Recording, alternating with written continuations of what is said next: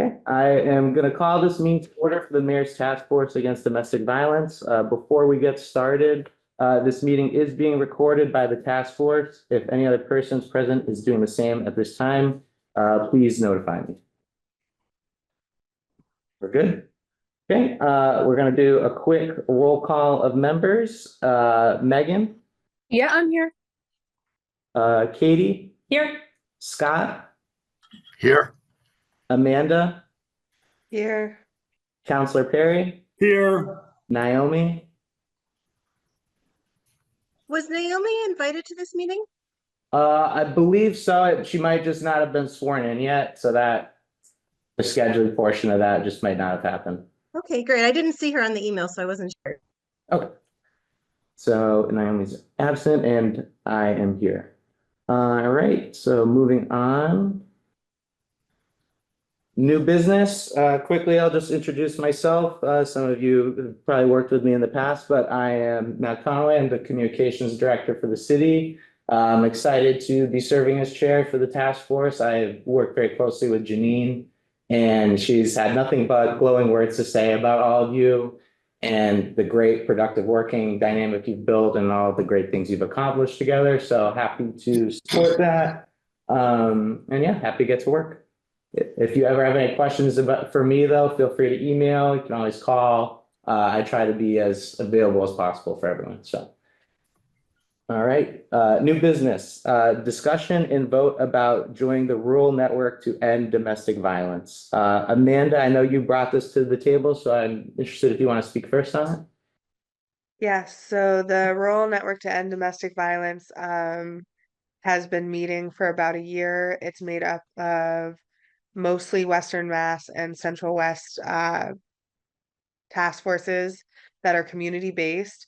And the goal is to provide support and resources to those task forces so that we can effectively pool our knowledge, increase our outreach, and become more effective at our ultimate goal of ending domestic violence. They invited the mayor's task force to join.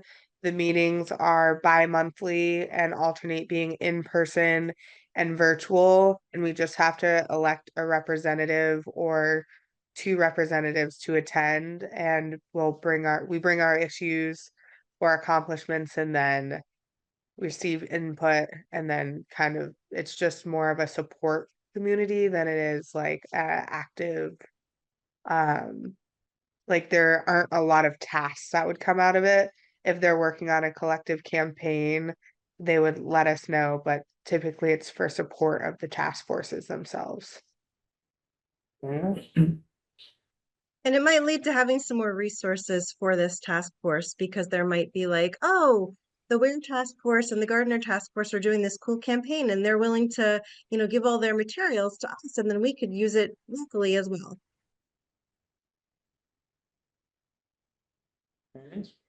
I'll open up to the rest of the task force. What's everyone kind of think of the idea? Thumbs up from Wid. I'm assuming there's no like financial cost. Like, what does the commitment look like for us? Like those kind of things. There's no cost. They just ask that we have representative at the meeting, and I already attend, and Alana already attends, and I think Katie also attends. Yes. Because of our because of our other task force affiliations.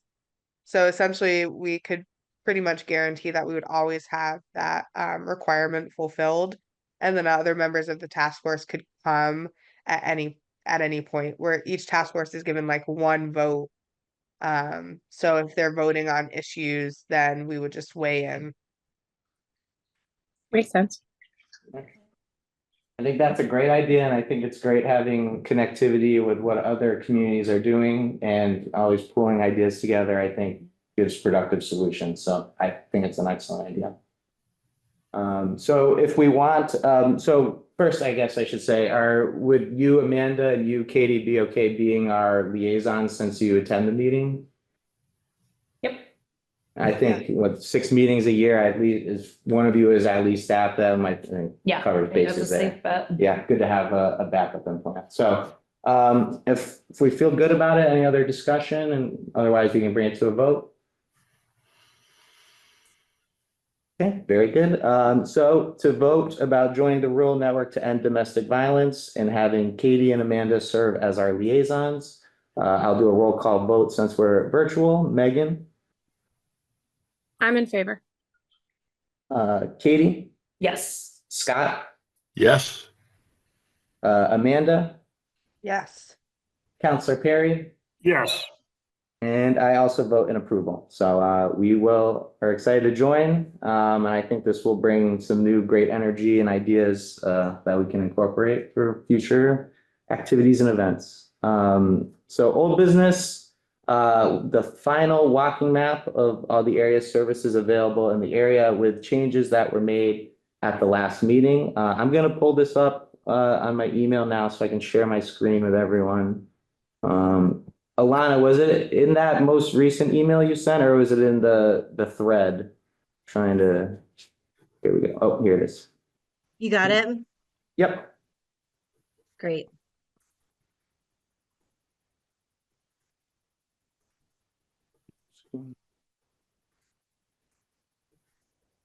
And since we have someone here from the Greenfield Recorder, I guess I'm also wondering, like, Anthony, if you have questions about what this is, we could talk a little bit about the background of the walking map, if that's helpful for you.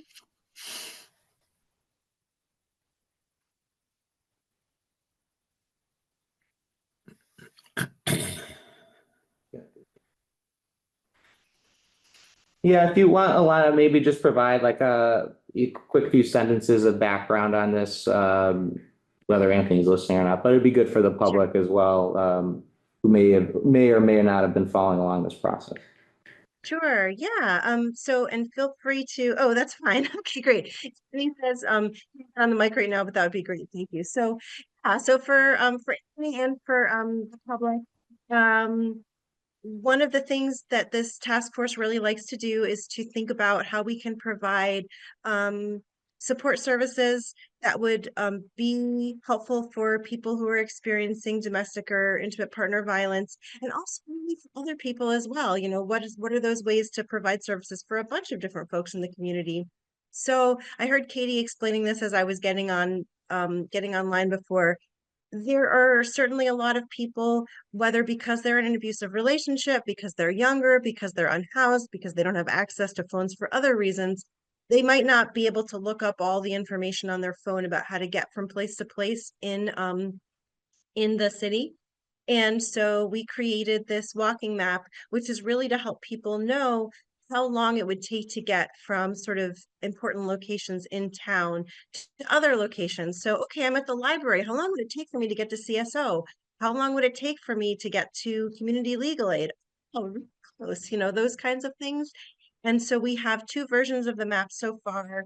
One is starts all the starting points are at the library, and the other, all the starting points are at Nelquit, which is going to be renamed, but it's up in the northern part of town near Cherry Rum on Long Avenue.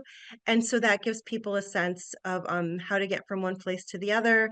The backside then has information about each agency, including their phone number and a brief description of their services. Anyone want to add anything to that?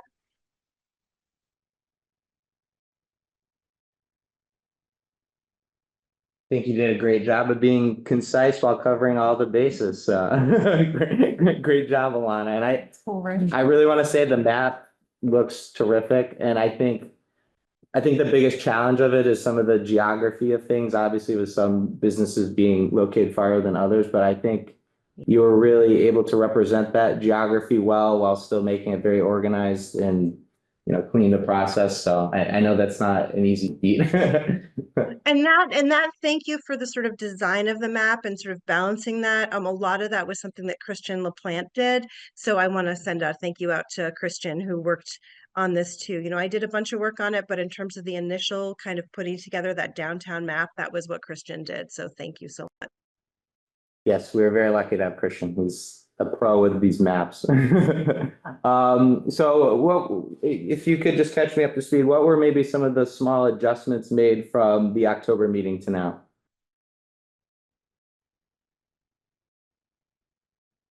There was, I mean, it might think everyone was pretty happy with it when we last spoke in October. Yeah. Sorry for I hid my self view so I couldn't unmute myself for a second. Yeah. Okay. So they were just specifically some things that we discussed. Mhm. And made, like, for example, putting in that community legal aid had already opened and making sure that, those things are right. And then Amanda also had some proofing comments just from looking at it. And one comment that she had, which I thought was important, and I heard this from someone else too, is that we had used CSO's language from their website, sort of to describe their agency, but it's sort of it had a lot of lingo that didn't necessarily make sense to people with lower literacy levels. It was sort of like CSOs, like one door open access means, but it didn't say like what they do. Um, and so I changed the language on the CSO description just to make it a little bit more in plain language. So someone who isn't familiar with their services, might be new in town, would just know that they're a mental health and behavioral health agency that provides a whole bunch of different supports, and that they can go to, whichever office they want to. So that was really the only changes. It was just really proofing and making sure that the numbers aligned with the places that they were supposed to, because we had done a bunch of changes and I was worried that maybe I had, like, made 14 not go to the 14 on the bottom or something like that. So um having the proofing was helpful. The other things were just really small changes we had discussed last time that I think are not terribly substantial, but just sort of fidgety stuff. Yeah. May I ask a question? I know I just Oh, feel free. started. Good morning. My name is Jackie. I actually called Greenfield Mayor's office about a month and a half ago, I believe so, to attend this task force. So I worked for the Disabled Persons Protection Commission, specifically at the sexual assault response team. So I work in Central West as the regional navigator and had some interest I cover West. So wanted to start kind of getting more embedded in the community in Greenfield, and has worked closely with Nelquit and with Katie. So this is a great segue. In respects to the map, I think it's absolutely phenomenal. This is great. Is this going to be offered in different languages? Is it going to be translated into Spanish? So we already decided we definitely want to translate it into Spanish, and that's the first language we're going to translate it into. And then we had a conversation last time about I can't remember if it was Christian or Matt, and I'm so sorry. One of you was going to look into sort of maybe the next one or two languages in addition to Spanish that made the most sense, and our criteria for that was kind of the languages that would be most likely that people would speak, or I'm sorry, be able to read. So languages where the reading was going to be useful, because there are some folks locally who um, their English literacy may not be great for speaking, but they can read quite a bit of English. So this actually might be like a fine map for them, where there are some other, sort of immigrant communities where the reading would be really helpful, especially if, for example, like with Russian, it's like a completely different script. And so it's just really helpful to have that. So that's really, I think, we're trying to figure out what other languages other than Spanish make the most sense, and then what we can afford. I was gonna say there So was a Jack, there was a budget issue to the whole thing. yeah, and a budget Yeah. issue too. Yeah. Yeah. So Jackie, if you have thoughts about that, we'd love to hear that. And so great that you came today. Thank you. Thank you so much. I can add a little bit onto that. One of the things that we talked about was like the Moldovan population. And I did kind of talk a little bit with a few of the law enforcement people that are bilingual. And there was kind of like a divided thought process on what would be more appropriate. So I don't think that we could make an educated decision yet. I think that's probably something that we should talk to maybe with like GCC and see what they see on their end as far as like a multitude of languages. That's awesome. Thank you so much for following up about that. I know you were saying you were going to talk to some of the other officers, so that's really great. Yeah, I just want to mention, I did talk a little bit with Anna Oltman, our ADA coordinator. She mentioned Moldovan as being probably the other language besides Spanish that she would consider focal points.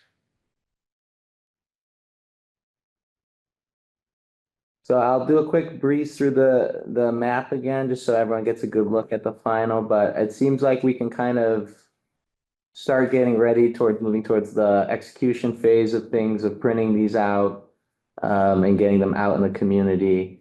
I just kind of want to, pick everyone's brains. What's the thoughts on how many paper copies and where we would distribute them, that kind of organizational stuff?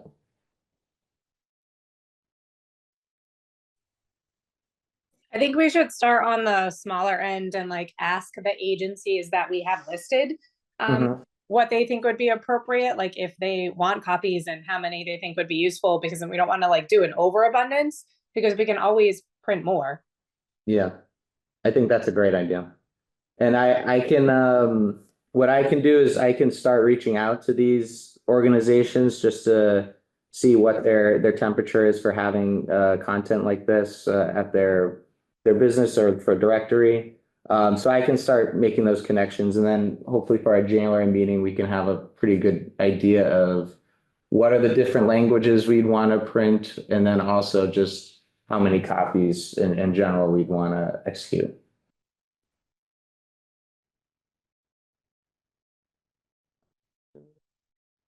Any other thoughts on the map?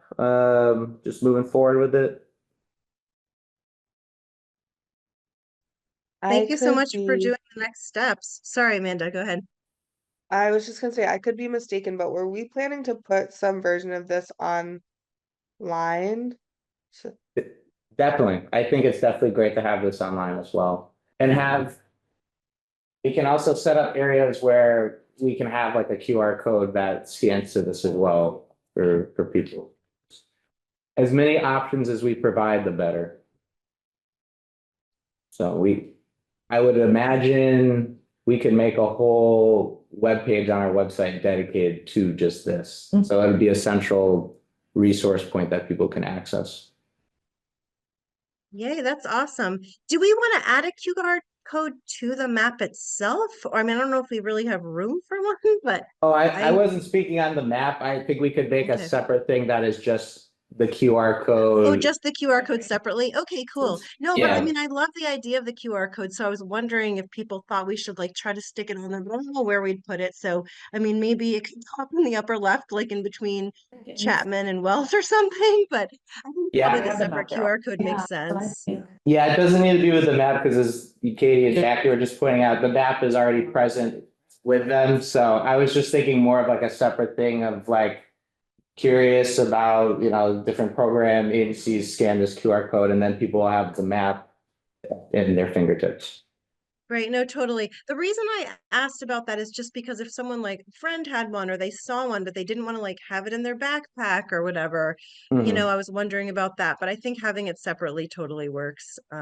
So anyway, yeah, blah blah blah. But we might actually put on there, add one line, which I could do. I'm sure I could squeeze this in somewhere about where to find it online. Like once, and that doesn't necessarily have to be this printing, it could be the next printing. But once you figure out where it's going to live on the Greenfield website, we could actually put that URL on the paper map so that people could find it. So it's up to you. Whit is giving a thumbs up. What do other people think about that? Some other thumbs up. Okay, cool. All right, yeah. So maybe we do this printing and then for the next printing, we add that URL so we're not waiting. Does that sound good? Sounds good to me. And I can at least start developing like the shell of a web page and getting it together. So I should be able to have that probably by next meeting. That's awesome, Matt. Thank you so much. And No problem.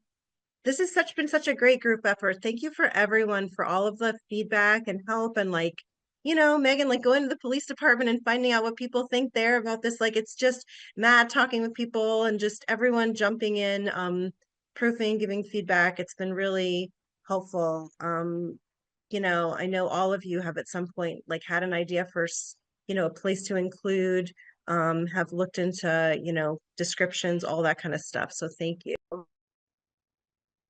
Sounds good. So I think we're good with the map for now. Kind of where we're leaving things is I'll connect with the social service agencies about their interest in housing the map. I think a good thing, what I'll work with Christian on is getting a price estimate on like how much one map would cost, so that kind of informs our quantity, amounts, et cetera. And then I'll work on developing the webpage housing site for the map. So hopefully by January, after our January meeting, we can start printing them out and getting them out. I thought early on we did talk money. There was $300 sticks in my mind for some reason.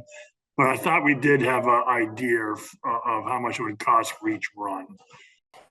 Okay. Good to know. I'll just double check with Christian that that's the figure it was it 300, do you remember per how many maps I would provide? I think you No, said, it might have been 300 copies. Oh, okay. 300 sticks in my mind for some reason. It was either 300 copies or $300. I forget which one it was. I think our budget for the group here is 300 total, not necessarily like for this particular project, but I think we have $300 that we can spend. But do we know if anyone talked to the sheriff's office about the printing? I can't remember. Or did we talk to UMass? I just don't remember which one it was. I know the sheriff's office is usually my go-to for printing things. They don't give me like price estimates ahead of time, unfortunately. So that's kind of is sometimes a challenge. But they're definitely the most affordable, at least anyone I've worked with in the area regionally. I agree with that. Right, because And I we think were- the language translation usually is through UMass, right? Yeah, that's what I was just about to say, is I think the UMass part was going to be the UMass language translation, so that it would be, professionally translated, in a way that was going to be as accessible as possible for everyone. I also might be able to chip did- in a little extra money for some printing if, from a grant that I have, if that's useful at some point. Like if you're like, oh, we just need another $100 to do blah blah blah, like, let me know. Because I'd be happy to try to find that so that we can make sure that it really can be translated, and that we have as many copies as we want. Like I think that, this is such a great thing, and there might be other places that would be willing to chip in a little bit too, just because it meets so many different needs for so many different potential populations. So seems great. In September at our meeting, we voted to approve that we would spend our whole budget, which is $500, on the cost of printing and translation services. But we didn't get quotes, but we did vote to use all of our funds for the year, because we used 500 from last year's to buy pens and a banner. I don't know if that expended our whole $500 budget from the previous year, and then for this year's budget, it was allotted to the printing and translations. Very good. I can connect with the finance office to see if we have any additional funds along with the 500 from the shortfall from last year. So I can give everyone a full picture on that. I'm curious on the dialect that's going to be written in Spanish, because there's different dialects that we're working with, and we have like the Spaniard Spanish. Then we have, so culturally, I'm Puerto Rican and Dominican, and they're two different ways of reading. We have an understanding of each other, but just like when we're looking at, in the sense of reading any content, I'm just curious of how UMass is translating in respects to language and accessibility, and if they're going more on a professional, on the more, how do I say it? Because in Spain, it's the proper way of speaking Spanish. Where we're looking at the different dialects, it then changes in respects to where you are, now that you're in the States, how does that change, when you're out of your island and all of that? So I'm just curious of what UMass, how they're translating content to the masses, obviously. Like, so when we're thinking about language, we're thinking about accessibility at DPPC. Obviously, we have to really take that into account, how we're presenting this, any of our brochures, any of our resources, how we're laying out the language for understanding. So when I'm working with my clients, they're like, okay, this is an understanding, a common understanding versus like, well, what does that word mean? Because the different words mean different things in different languages, obviously, and especially even in the Spanish community, in the Latino community. I'm just curious of how that's being translated out. It hasn't started yet, I guess, right? It hasn't been translated into, it hasn't gone to UMass. Would there be a possibility to see like a template of what they're going to before it goes out to print in the Spanish brochure? Oh, and then like you can read. And I can read it if possible? Yeah, That's cool. I'm sure that's something we can definitely connect with them about getting a template in mind, because that's a really great Yeah, because point. I couldn't proof it, so it's good that we have, so, you know. that's Because very that nice. way it's, because different, I mean, I've read different things in different dialects in Spanish, and it's different, even in being Puerto Rican and Dominican, when I'm, two words mean the same thing, but they're different. Katie, I- So I want to make sure that I can be of support to the task force in that respect, linguistically and culturally. And we're doing, we're bringing that into the conversation and out into the communities that we're serving. So if I can be of any help, I'll be more than happy to do that. I think that's Thank- important and good. Yeah. Thank you. Oh, of course, of course. Thank you so much, Jackie. I was it's funny, I almost said something about this before, which is that, but I haven't worked at UMass in so long now that when I worked there before, and we would have things translated, one of the things we would do is we would ask for it to be really in plain language and to have it be as much as possible vocabulary that would be sort of like understood across like a variety of Spanish speaking populations who tend to be around here communities. So we were, from around here, what we usually would be thinking about is obviously Puerto Rican and Dominican, but also Salvadoran, and other like Central and South American communities too, Colombian, just thinking about some of the, the folks who are around in this region. So that's kind of what we would do before. And usually we had pretty good luck with that because there were people who were from, like, I think the way I had the best luck in the past is that we would ask them that and we'd be like, hey, if you have a lead translator who is, from this country, could you have one of your colleagues who's from this other area, like look at it and make sure you both think it works? And that seemed to work really well, but I don't know if they're willing to do that or able to do that now. So having your take on it would just be super helpful. So thank You're welcome.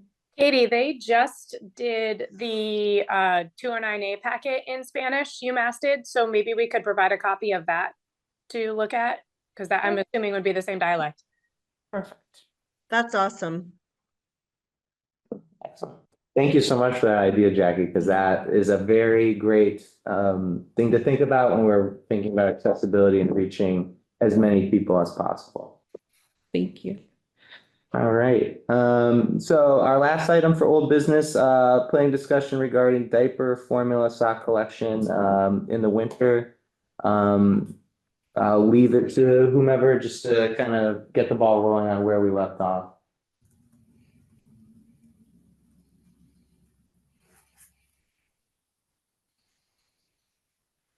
I don't know that we ever got started.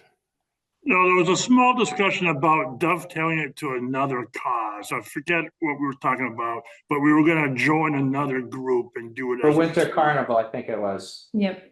Yeah, there's the Winter Carnival in, what is it, the first week of February? Yes. So we were talking about advertising when that gets advertised as like, we were gonna include like drop-off locations and all that kind of stuff, but it was such an infant conversation that we hadn't really gotten as far as what we were looking to do and where we're donating the items and all of that. Matt, am I remembering correctly that you were going to talk with the rec department since you were putting together some of those promotional materials? Is that right? Yes, and thankfully their promotional window doesn't really open for Winter Carnival until like that second or third week of January, usually like 3 weeks ahead. So yeah, we will definitely have that stuff incorporated as we can get the drive underway.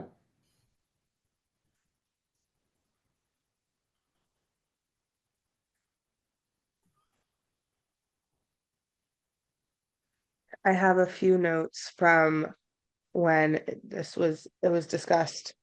And the only thing to add is that there was discussion of having the drop-off center be the Greenfield Police Department, or one of the drop-off centers be the Greenfield Police Department. That Christy Moore and Recreation should be contacted, and it looks like I said Alana or Matt will contact. And that we wanted to get diapers, formula, socks, shampoo, conditioner, body wash, toothpaste, and toothbrushes collected. Yeah, so we can definitely use the police department now that our lobby construction is almost done. We'll definitely be on board for that point, and we'll have a nice space to put that. But I think if we're advertising, we're doing this, we need to be specific about where we're donating the items.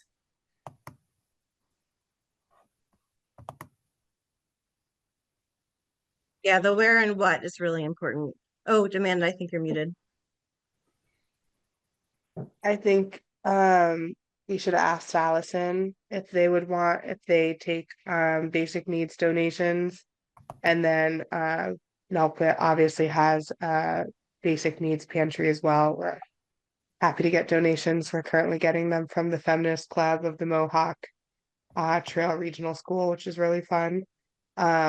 And I think potentially Brick House would be another good drop-off location. I wonder if we also, isn't there like a family shelter in Greenfield too? That could be a place that we could donate items to as well. Like, I don't know what their needs are. ServiceNet, the ServiceNet shelter. There's one, is it a ServiceNet one? It's on Federal Street. I'm connected with them, Megan. The one near, like across from CVS, near Yeah. Wendy's.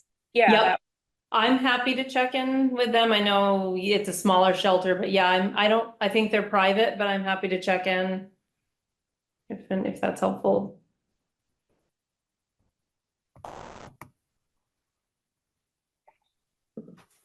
So I will, I did speak to Christy about it. I remember we had our initial meeting in October about it. I will just follow up with her probably today or this week just to confirm that she's happy to kind of integrate that within the Winter Carnival things. And I think it'll be good just to, for our next meeting, just formulate the who we're dropping things off to, and then we can kind of get going with getting things distributed, at least communications wise, through the media and all that.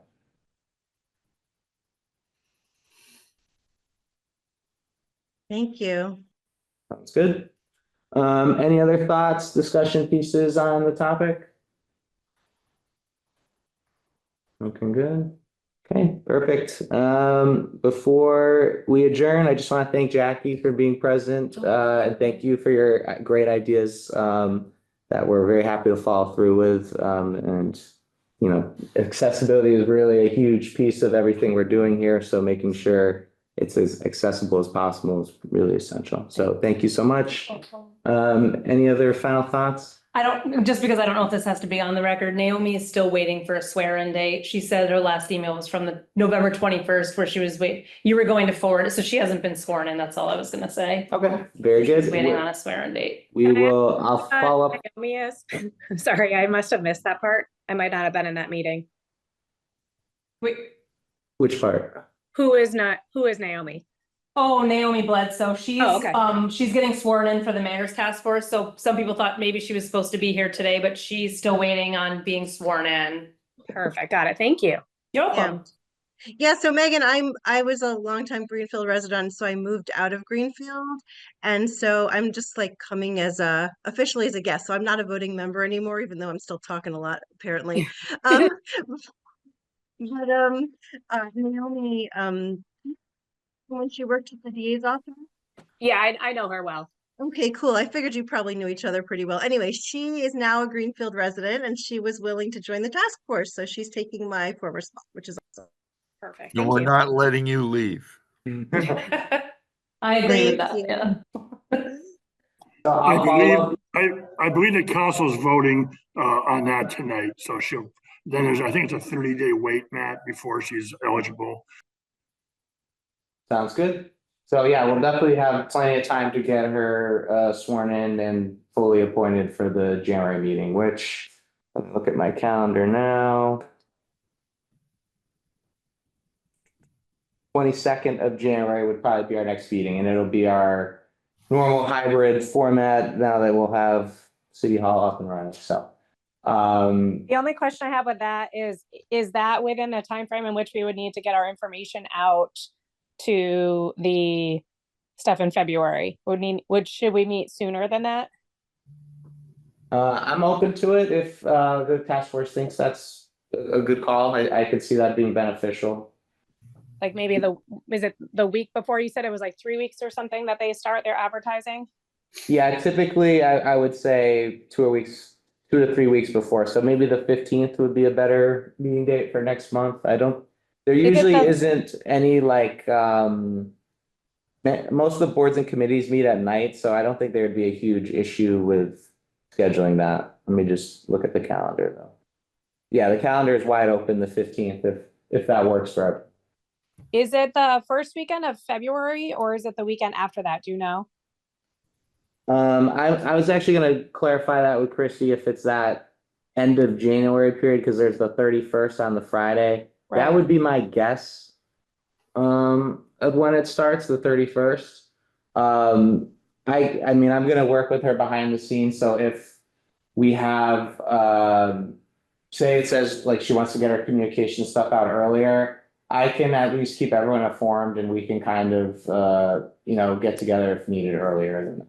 Right, because I would think maybe the 8th or the 15th would probably be the most realistic if we needed to plan. I agree with that. So we can leave it open for now at least, so everyone can kind of check their schedules to see between the 8th or the 15th, what works best. If that's cool with everyone. I know the holidays, it's kind of throws people through the loop a little. I can tell you I'm unavailable on the 15th, Good to But- know, thank you. just one.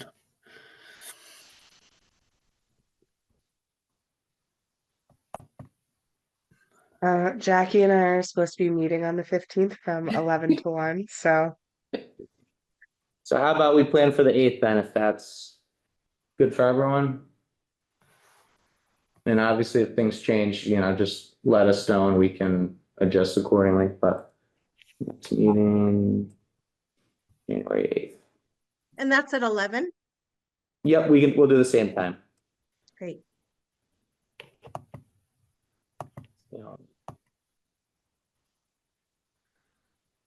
Perfect. Any final thoughts? I also want to thank you, Alana, for continuing to stay involved, and your insights are always very vital to the work we're doing. So thank you so much. Oh, thank you. It's really nice to get to stay connected. I really appreciate it. Sounds good. So any other final thoughts? If not, I will adjourn the meeting. Thank you. Okay, meeting adjourned. Thank you, everyone. Thank you. Bye, everyone. Bye. See you in the new year.